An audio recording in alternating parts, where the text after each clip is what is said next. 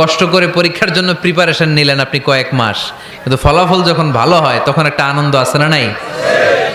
সারাদিন রোজা রাখলেন রমজানে, কি কষ্ট, তৃষ্ণায় গলা ফেটে যায়, কিন্তু ইফতারির সময় যখন রুহাবজা শরবতটা খাই কেমন লাগে? একটা আনন্দ আছে না নাই?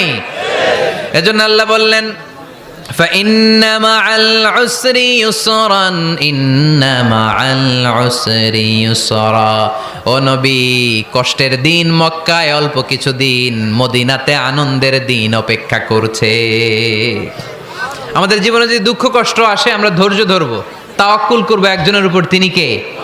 কারণ আমরা বিশ্বাস করি কষ্টের দিন এটা চিরকালের জন্য নয়, সামনে আনন্দের দিন আমাদের জন্য সেট করে রেখেছে কে? তাহলে আমরা সূরাতুল ইনশিরাহ থেকে 3টা নেয়ামতের বর্ণনা শুনলাম, বিশ্বনবীকে কি সান্ত্বনা দেয়া হলো সেটা শুনলাম। এবার 2টা গাইডলাইন শুনে তাফসীর আমরা শেষ